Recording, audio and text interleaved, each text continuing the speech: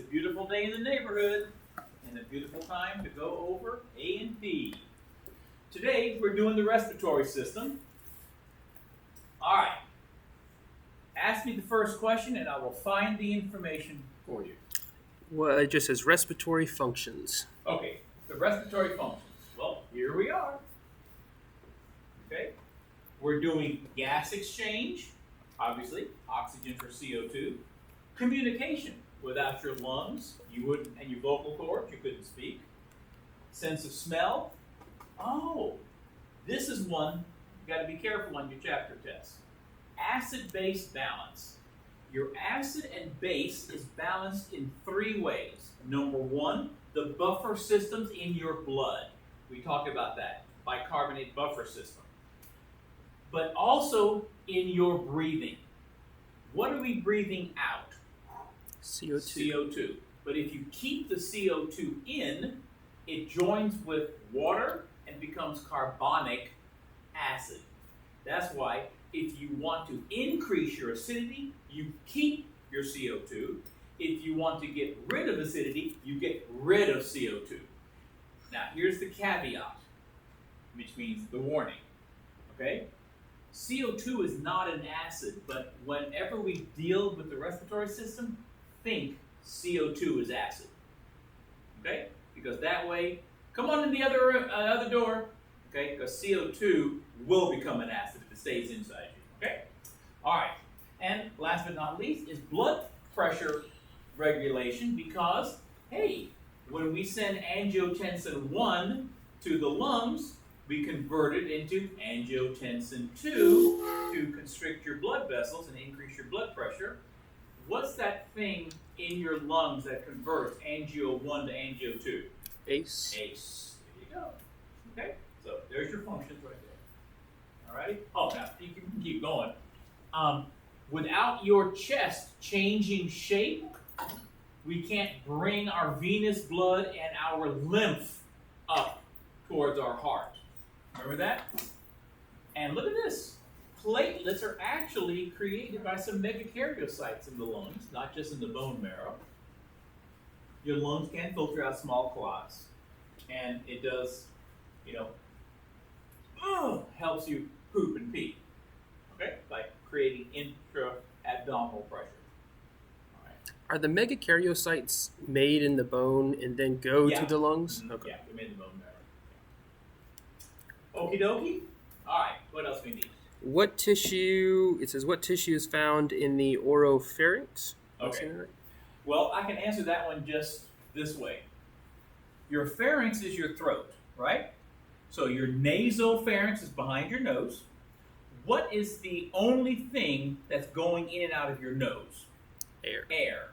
So just like your trachea only has air, what lines your trachea? Remember that from 210? Pseudostratified columnar. Columnar. And that's exactly what's inside your nose and in the first part of your pharynx. But in your oropharynx, where you have air and food, it's going to scrape. So what do I have? Stratified squamous. Stratified squamous. Got it? So that's what's there. And the same thing with your pharyngeal. Your pharyngeal pharynx, that one.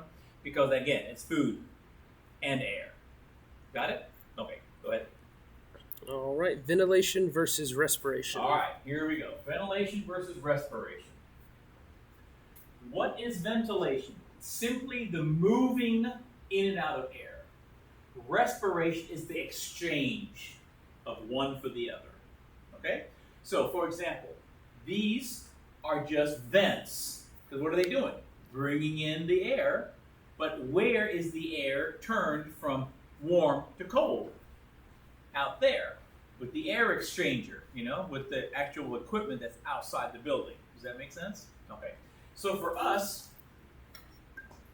external respiration is what our lungs are doing with the outside world, exchanging oxygen for CO2. So what's internal respiration? That's what your capillaries are doing. They're giving oxygen to your tissues and picking up CO2. It's the exchange. Got it? Okay. All right.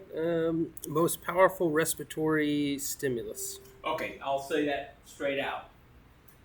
CO2.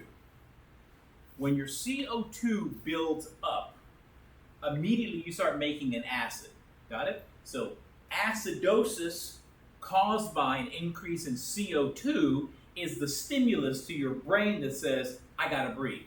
In fact, it is the stimulus that makes you panic.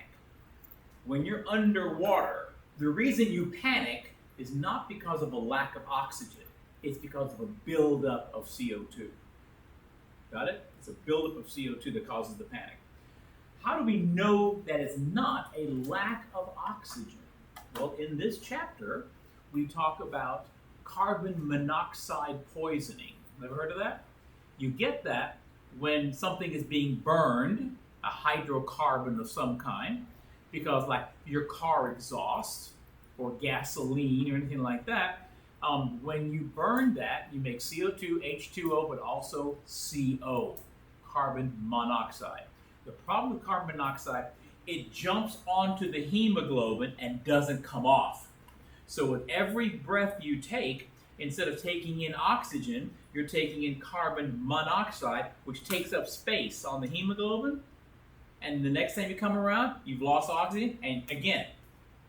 And what happens when you have CO2, when you have CO attached to the hemoglobin and there's no oxygen, am I dropping any off? And does a person who dies of carbon monoxide poisoning panic? They just go to sleep. See, the lack of oxygen just puts your brain to sleep. It's the increase in CO2 that causes your brain to panic. Does that make sense? So that's how we keep that straight. So yes, CO2 buildup. I'll say this also, maybe I said it on the test, I can't remember, but what is it that drives a newborn baby to take its first breath? Lack of oxygen? No, a buildup of CO2. Why is it building up in the brand new baby? Because they're using the oxygen, or it's. Well, think about it. What's the baby, when he's inside mama, who's giving the baby oxygen? Mom. Who's taking away baby CO2? Why is the baby making CO2? Their body is functioning. Yeah, it's called cellular respiration. You know, they're alive, so their mitochondria are working. Well, you're attached from mom. Is mom taking the carbon dioxide out? No, and the baby's still making it because the baby's alive, and that's the panic. Got it? It's the panic. I got to get the CO2 out. Well, my lungs are flat, so I can't breathe out until I do what? Breathe in first. Then, got it? 10-4? Make sense? Okay. What's next? Let's see. Nose functions like warming air, Okay. humidifying air, I think there's a etc. nice picture of the nose in here. Alrighty. There's your nasal cavity. See, and there's your pharynx there, we talked about earlier. Alright, in your nose, is it a straight shot straight to your lungs? No. You've got these 3 sets on both sides. Nasal concha. Remember those snail shell shaped things that's plugging up? What happens if the river is flowing, but you put a big rock in the middle of it? We have to go around, right? You know what we call that? Turbulence. Is the water speeding up or slowing down? Slowing down. Slowing down. So the air is slowing down in your nose. Why do I want that to happen? Because the air out here is not humid enough, not warm enough, and not clean enough. So we have to do those 3 things to the air, which is why they say don't be a mouth breather, breathe through your nose, you know? If you're having to run, breathe out through your mouth, but don't breathe in through your mouth. And here's the reason why. So we close it, we slow it down. Okay, I think, I just want to make sure I got it written down here somewhere. I know I have it in here. Here we go. Okay, so it's slowed down. That's number 1. But look, it's humidified by all the wet mucus in your nose. Okay? Then it is warmed by all the capillaries in your nose. Because capillaries in your nose have the same 98.6 temperature as our body does, and it's cleaned by the cilia and the mucus in your nose. They trap the bacteria and the dust particles. Because if all that stuff were to go into your little alveoli are lined with water. So if dust gets trapped in there, is it ever going to come out? Same thing with bacteria. And unfortunately, the same thing with whatever you're vaping or smoking. All that soot and all that kind of stuff stays locked inside your alveoli. We do have some little macrophages running around to try to clean up, but they can't keep up with too much smoking and stuff. Does that make sense? Okay. All right. That was easy. I can handle that. I'm going to mispronounce this. Valsalva's maneuver. All right. Let's see. I know I got a picture of Valsalva's maneuver here. Ah, there it is. All right. What's Valsalva's maneuver? You see, you have your two vocal cords, okay?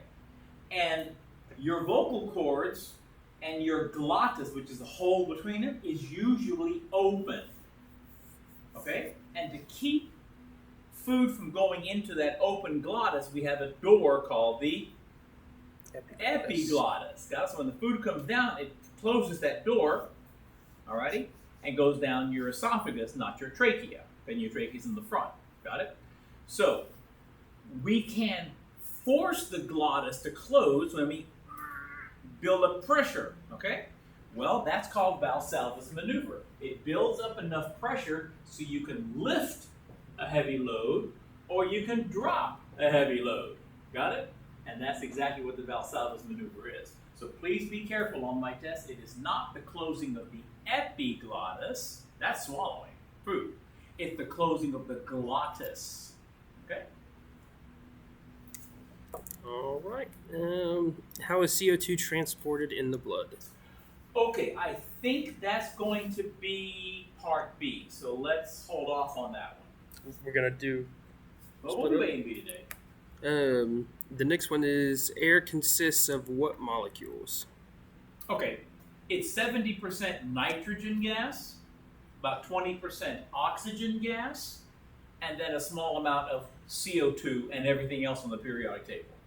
Okay? But your CO2 is not as big as Al Gore wants you to believe. Okay? It's like 2% or less than that. Are you with me? So what's the number one thing in the air? Nitrogen gas. Now here's the thing. Do we use nitrogen in the air? No. And the beautiful thing is, it goes in our lungs and right back out because we have no use for it. Got it?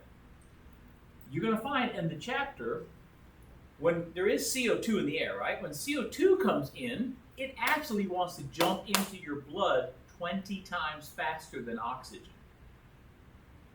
Do I want CO2 to jump into my blood? I want it to jump out, right? So how do I make sure that the oxygen jumps in faster so we can stay alive?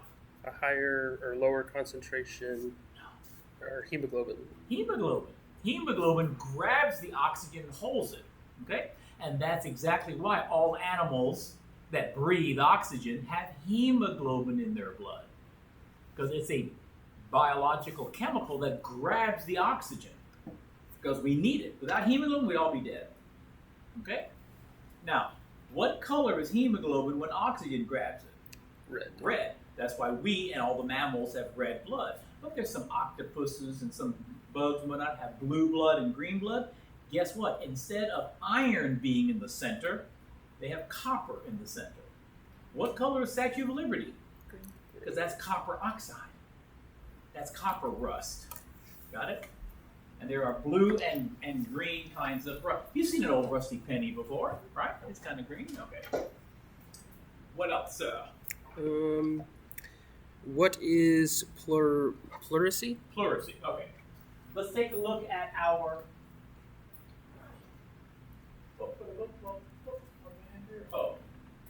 I don't think it's a big test question, but people always ask me, Mr. Weber, what's the difference between a tracheotomy and a tracheostomy?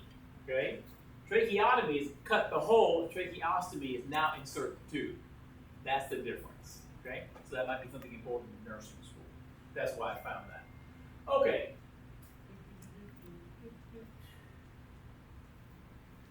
Yeah, see? There's an alveolus right here. That's your surfactant creating cell. I think surfactant is one of the questions coming up, right? Yep. And here is a little macrophage. He kind of runs around on the inside trying to clean up, but he can only do so much. That's why we don't want a bunch of bacteria and a bunch of dust coming straight in, and we certainly can't handle too much vaping and too much smoking, because that is physical soot, and that covers this.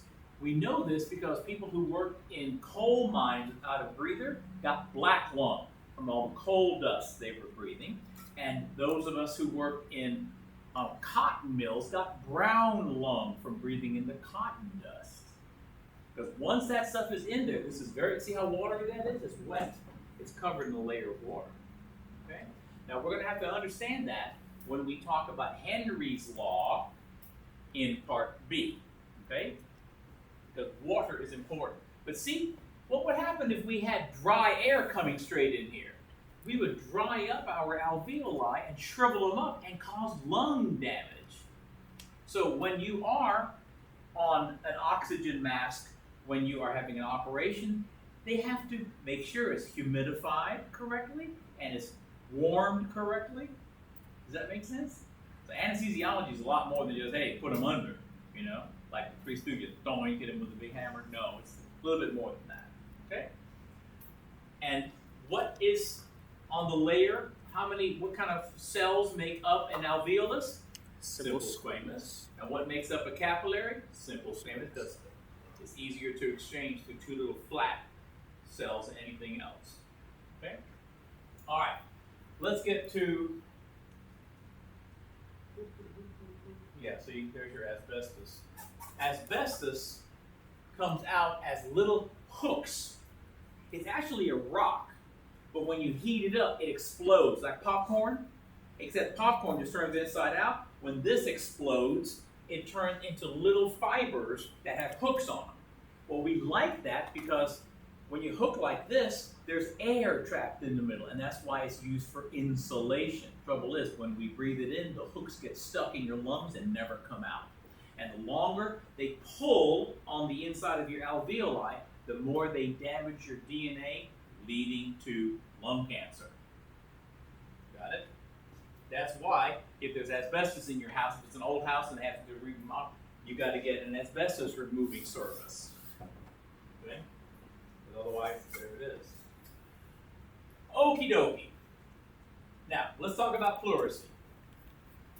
As you know, you've got your lungs, but then you also have a sac around the lungs, right? You've got your visceral pleura that touches, and your parietal pleura on the outside with fluid around. Got it? When that fluid is just normal, it is enough to reduce the friction of your lungs constantly changing. We have that around our around our intestines, okay, the peritoneal cavity, and then we have the around our heart, okay, pericardium, right, pericardial sac. So what's pleurisy is inflammation of that sac. And inflammation leads to fluid buildup. So this is an x-ray. It's showing the fluid that's building up. This is not inside the lungs. You'd be dead. So then you couldn't exchange gas. This is in the sac, making this lung get smaller and smaller. Does that make sense? Yes? Is that how people dry drown? And what? Is that how people dry drown? Yeah.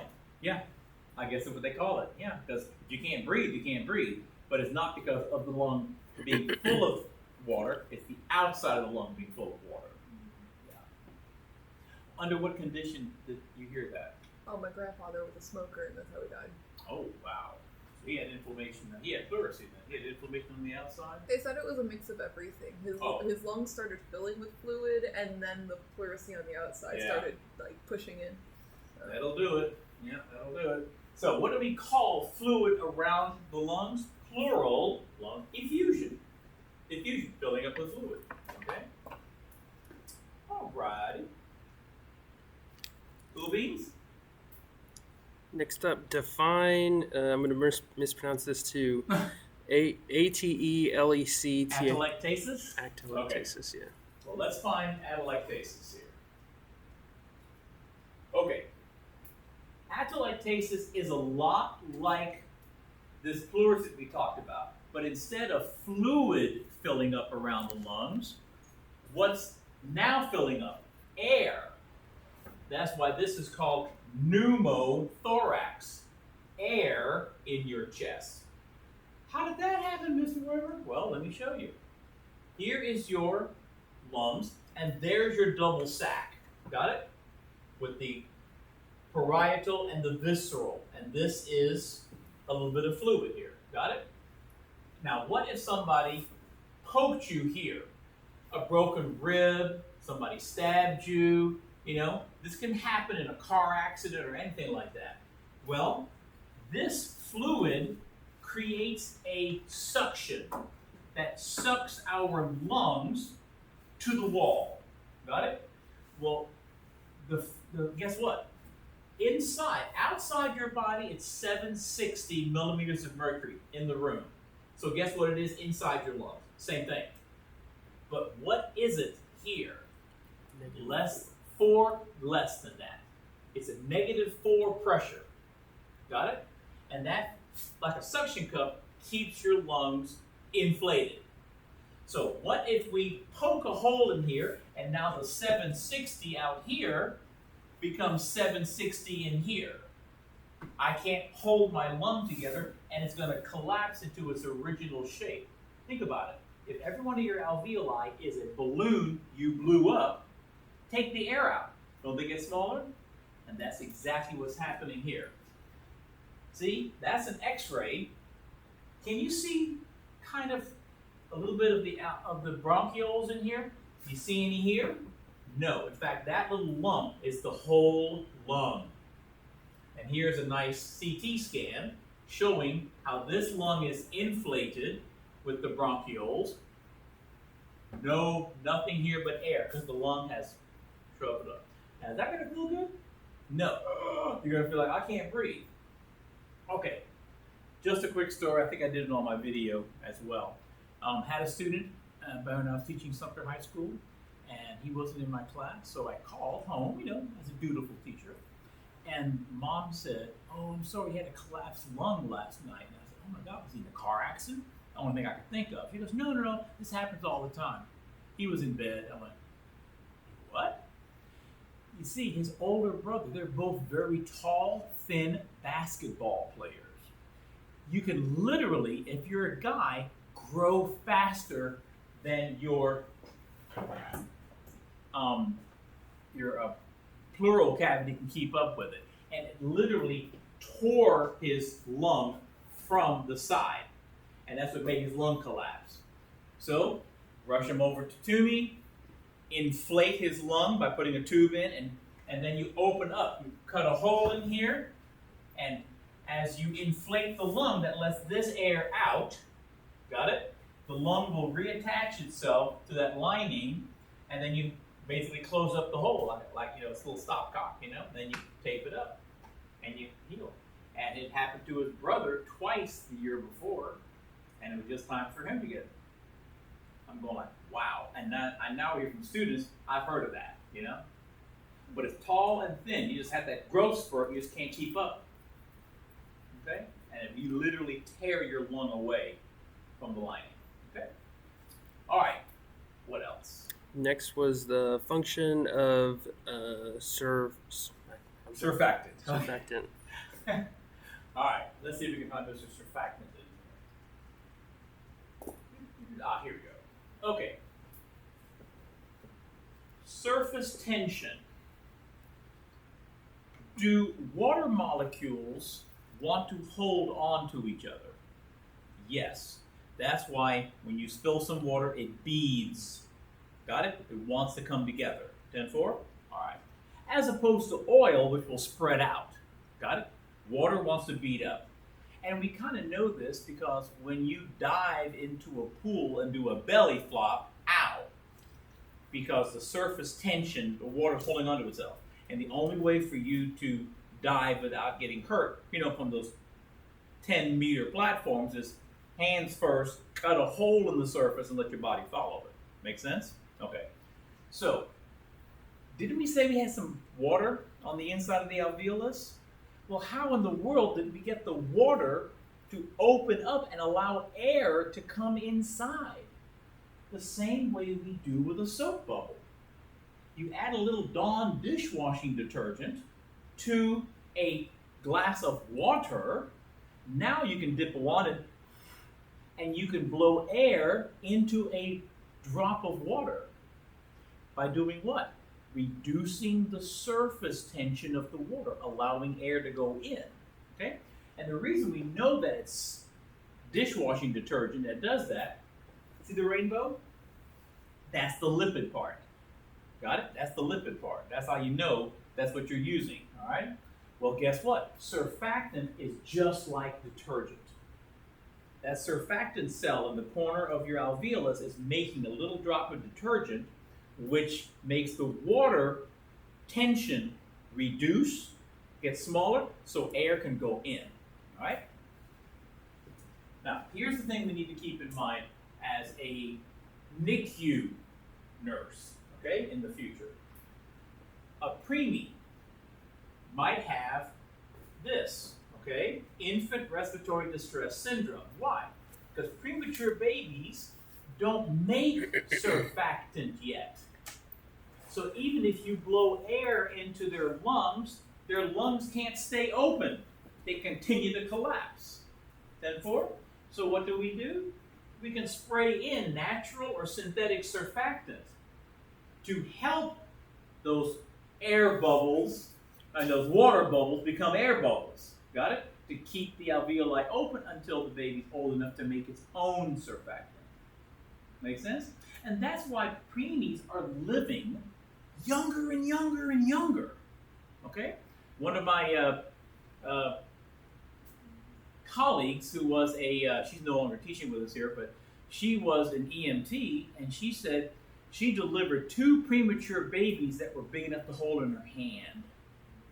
Okay? And she said, I know they survived because they're this big now. She said, I've seen them. I've met them.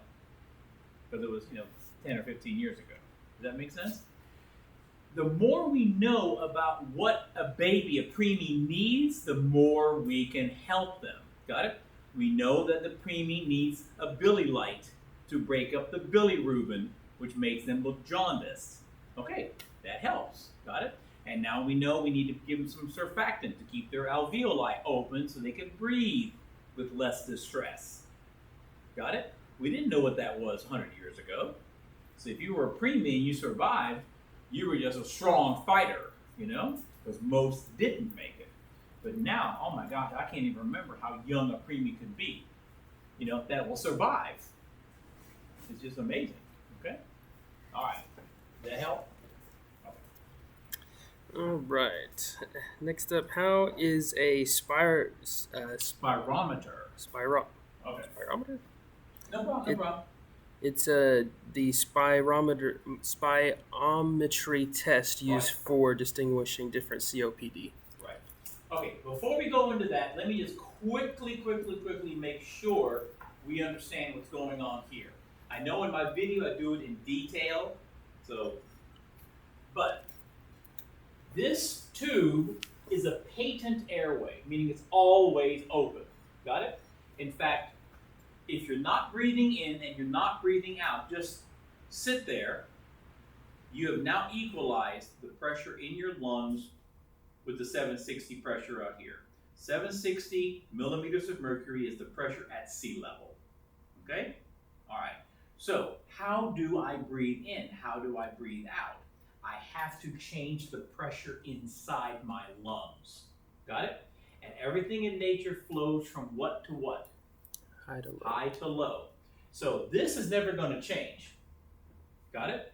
It's always 760 at sea level. Now it's going to be less than that as you go up into the mountains. But let's say here we are.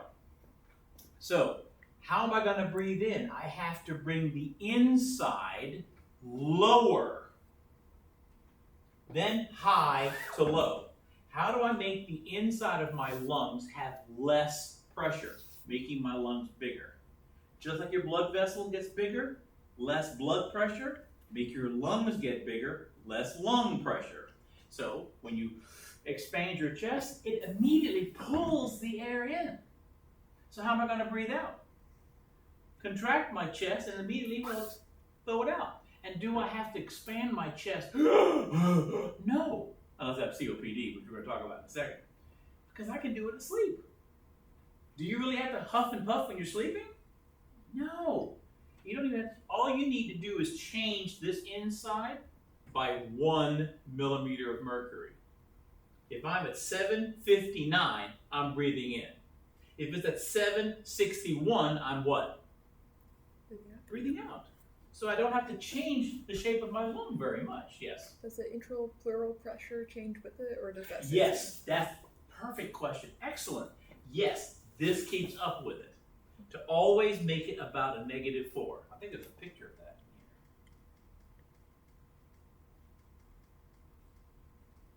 in here. That guy's got problems. Okay. Maybe it's before this. Yeah, see? As we breathe in and out. See how it changes? Now that's a very important concept, because can I climb Mount Everest in a day? No. It takes about a month, if not longer. Why? Because Mount Everest is so high, there's very little air pressure up there. Well, that means I couldn't breathe because the air pressure outside is less than that holding my lungs together, and my lungs would immediately collapse. Okay? So what do we have to do? Get acclimated.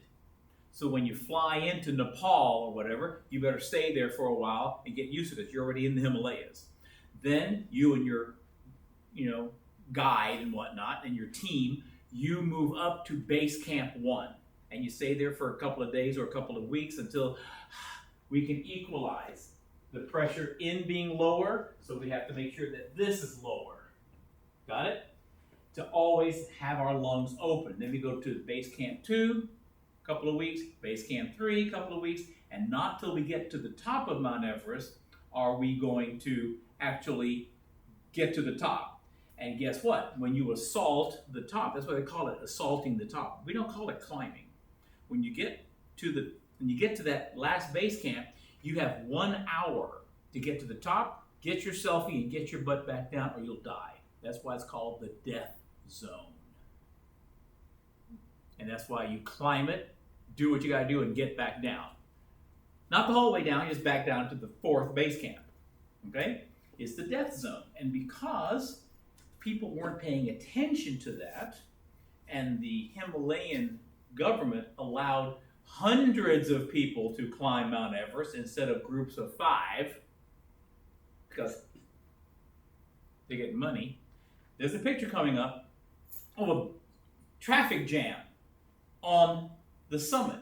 And in one climb, 10 people died because they couldn't, their lungs started to collapse. They filled up with fluid.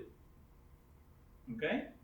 Because they were in the death zone too long. Well, if you have to wait in line, how long does it take to wait in line at a gas station or at Walmart, when you're trying to check out? Imagine 50 people ahead of you. Got it? So by the time you get up there and the time it's been longer than an hour. And that's what happened. That's why Nepal, the government there said, we promise we'll never do that again. We're never going to just let anybody and everybody climb all at the same time. Because there's a traffic jam.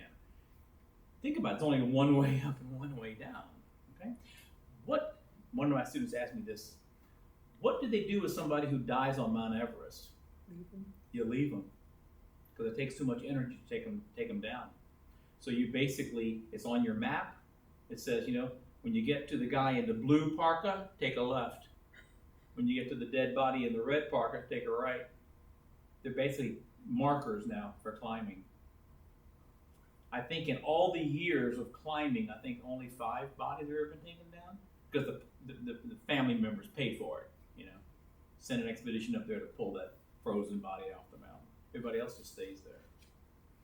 So I know. Let's go climbing. Yeah. Field trip. Yeah, field trip. I know that like if you're in the ocean, it's the same thing with the pressure underwater, and they use oxygen tanks and everything like that. But could you use that while you're climbing? Or I mean, I know it adds weight. Oh, to of the course back, you can. Yeah. In would fact, that some help in the people, depth zone? of course, oh, absolutely. That's why a lot of people do use that. Oh, okay. They never show it when they're climbing. Oh. In their videos or in their selfies because that looks like they're cheap. Does that make sense? You want to be tough and make it up there with no extra help, you know? Of course, in reality, the poor Sherpa is the one that's carrying, you know, your stove and your food and, you know, and extra blankets. And, you know, that poor guy is the one carrying 200 pounds on his back. You're just walking around in your park with your camera, you know, or your cell phone. So but yeah, you can do that. Is it like if you're on the mountain, and I don't know, this might be a weird question, but like, is it like positive, like pressure if it's on like the mountain or something like that, or like negative in the water or something? No, or is it like opposite? The same? Opposite. What causes the 760 pressure to be here at sea level? All the air pushing on us. So when you're up in a mountain, do you have more air or less air pushing on you? Less. So it's more negative pressure. Oh. It's less. It's like 500 instead of 760. Does that make sense? But when you go into the water, is water more dense than air? Every 10 feet you go down in water, you add another 760 of pressure. We call 760 1 atmosphere because that's what we're used to living here. Got it? So when you go down, that's 2 atmospheres, 3 atmospheres, 4 atmospheres. That's heavier and heavier and heavier pushing on you. Well, when it's pushing on your lungs, you don't have enough ability to open your lungs to bring the air in. So we have to force it in with a tank that's under pressure. We're forcing the air into your lungs. Does that make sense? Now, what's the problem with forcing air into your lungs? First of all, do we breathe pure oxygen? No, it'll kill you. So what's in a tank? The same that's here. A little bit of CO2, 20% oxygen, 70% what? Nitrogen. Now, here, nitrogen in, out. What if it's under 5 or 6 atmospheres of pressure? Nitrogen stay. We are now forcing the nitrogen into your blood where it doesn't belong. Got it?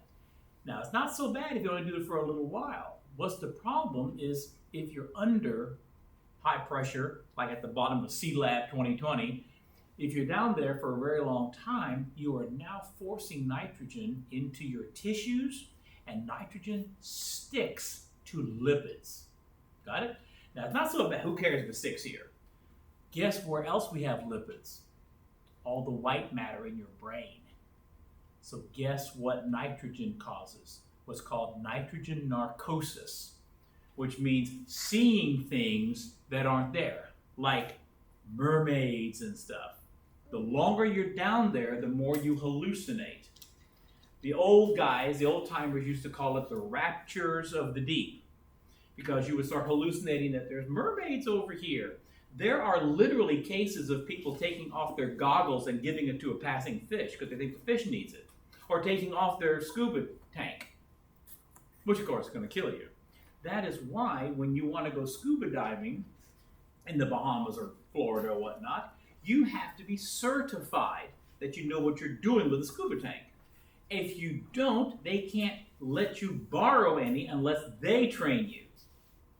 Got it? They're going to have to train you because you got to have your regulator working, you got to make sure this is working and this is working and that. There's like 100 ways you can die by not doing your scuba tank. Another way you can die is called the bends. Now, it's called the bends because it hurts so much you're bent over by the time they haul you up on deck. But what is it? Pulling you up or you swimming up faster than the nitrogen can go into your lungs. So you can breathe it out. That's why the rule is when you are going up, you only go up as fast as your own bubbles. You go any faster, then instead of the bubbles coming out of your lungs, they bubble in your blood vessels. How would you like to have a whole bunch of nitrogen fizzing in your blood vessels like a Coke that you shook up? That's the bends. And what kills you is when it's bubbling in your brain. Got it? And what hurts everywhere else. Got it? That's what they call it the bends, because you And that's because they found that out when somebody was, they were pumping the air for somebody walking around in one of those big seat diving helmets, right? Because what are they doing? Just pumping the air from out here. But then, oh, I see a shark. Quick, pull him up. And you pull him up too fast. By the time he gets to the deck, he's dying of the bends. That's another reason why we've got to be careful that, when we're scuba tank diving, because we can swim fast if we want to. Oh, there's a shark. Well, sorry. Either the shark eats you or your bubbles blow your brain apart. Which one do you want first, So that's why you got to be careful. Well, I look at it this way. Don't go fishing where people are throwing chum, Don't go fishing with a cut on your arm and attracting the shark. Don't do that. Okay, does that help? I love the question. It's a good question. We have to get acclimated, whether we're going up high or going down low. Because we've got to keep that negative pressure here so our lungs will stay open. Okay? Otherwise, they'll collapse. Good. Oh, spirometer test. Sorry. Hurry, Jim. All right, spirometer. All right. Here we go. This is a spirometer.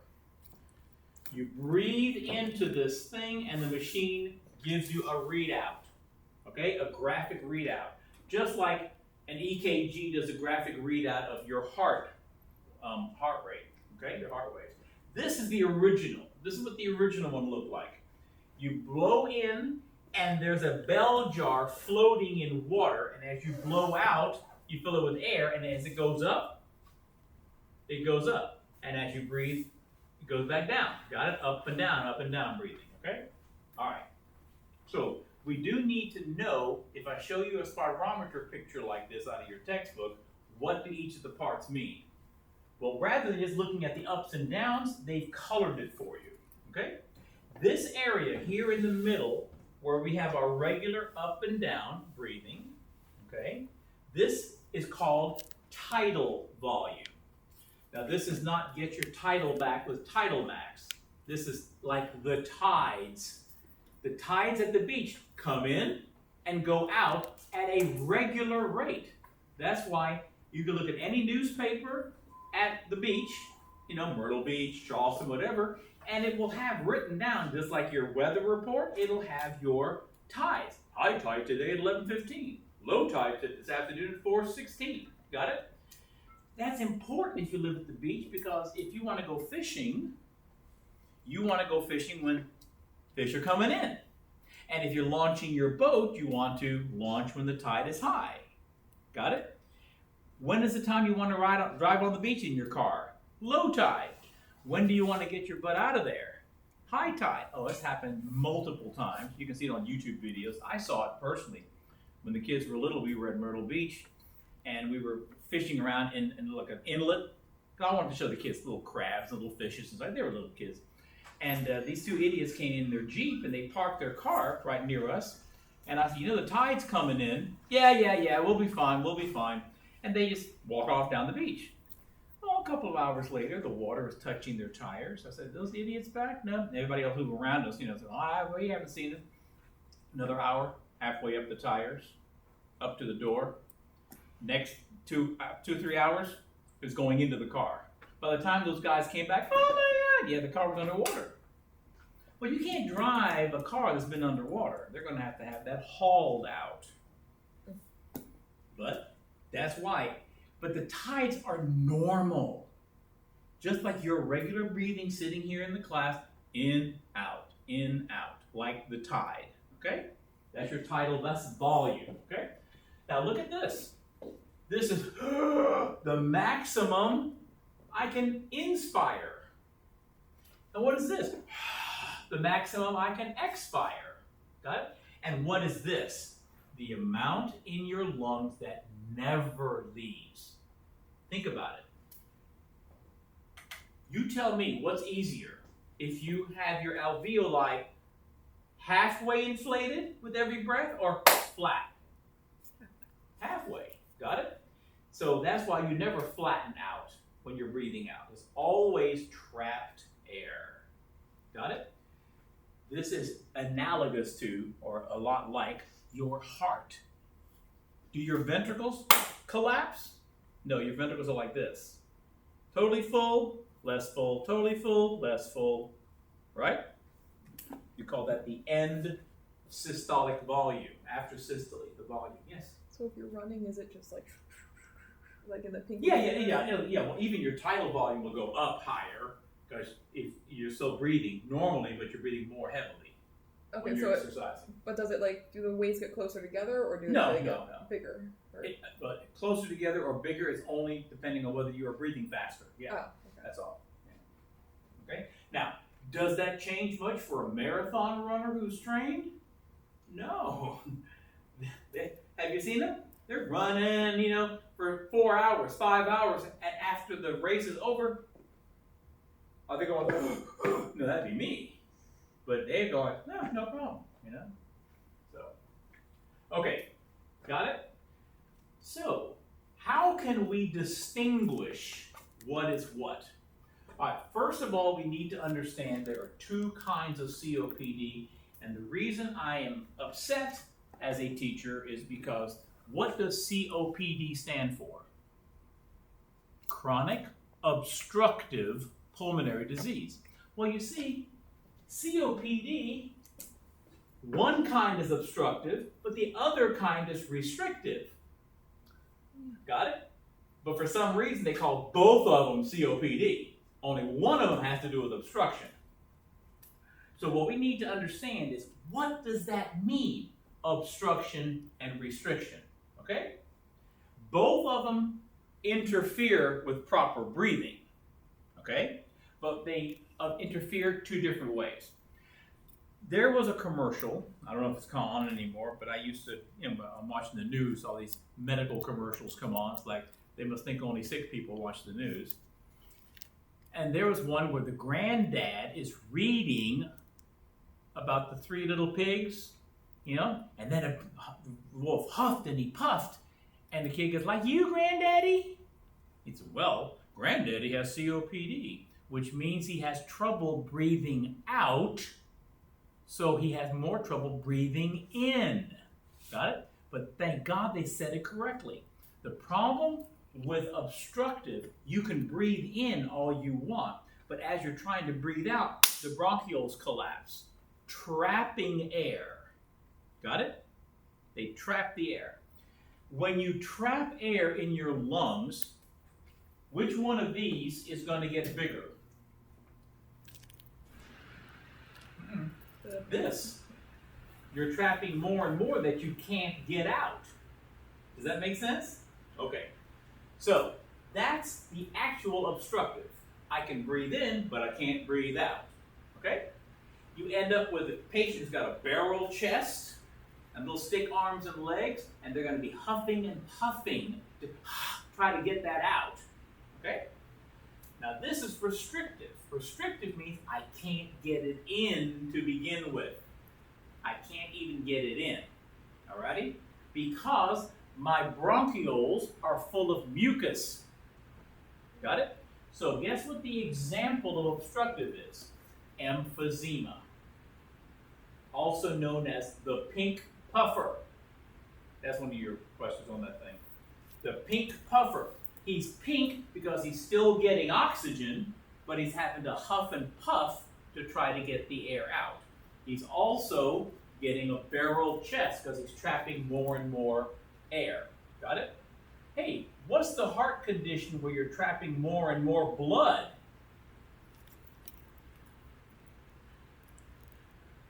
Okay, what if your sinuses are full of fluid? What do you call that? Congestion. So what if your heart's full of blood? Heart congestion. Congestive heart failure. Got it? It's congested. I only push out so much, and when I bring in more, I can't get it all out, so my heart gets bigger and bigger. Is that a good idea? No. Okay. So, the restrictive is chronic bronchitis.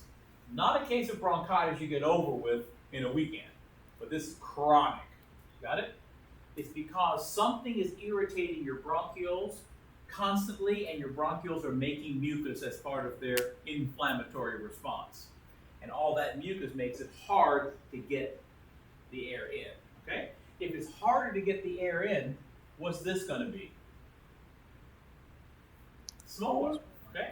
So, that's why you can tell a Okay? See, there's your emphysema patient. An increase in total lung capacity, force reserve, reserve volume, any of these numbers going up is an example of emphysema, trapping air inside. Any of these numbers going down is an example of restrictive, because you can't get the air in to begin with. Does that make sense? And that's why a spirometer test can be used to distinguish between, hey, you got a breathing problem, which one of the two is it? Because if we can understand what it is, then we know how to treat it. Got it? To help you. Now, what's the number one cause of emphysema? Smoking. Okay? Because it obviously damages your lungs' ability to handle the air coming in and out, weakening the alveoli and the bronchioles, and that's why they collapse. Okay? Alrighty.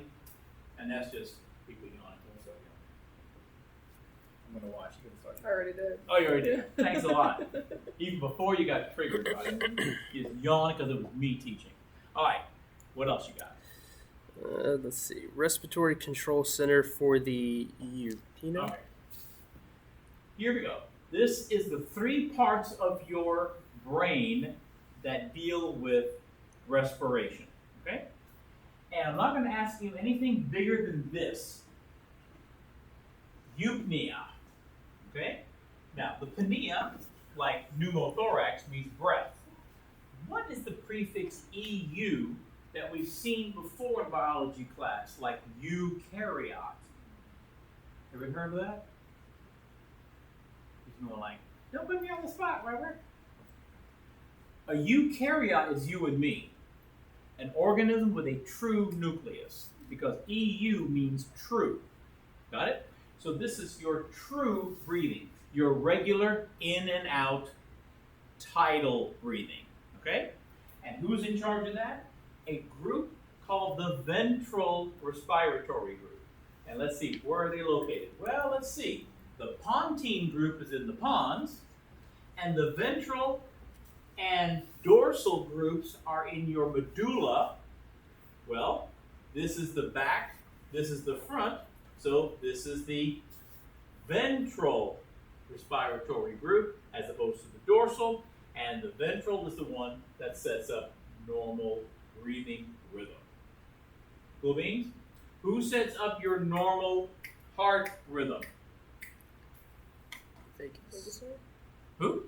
The vagus, that's right. See? You done learned it. Good for you. See? You got it. Alright, what else you got? Chloride shift versus reverse chloride shift. Okay, that's probably B. What else? What conditions enhance HB's affinity for O2? That's definitely part B. In fact, I think I might be at the end of A here. Yeah, that's the end of A. Okay? So, if you want to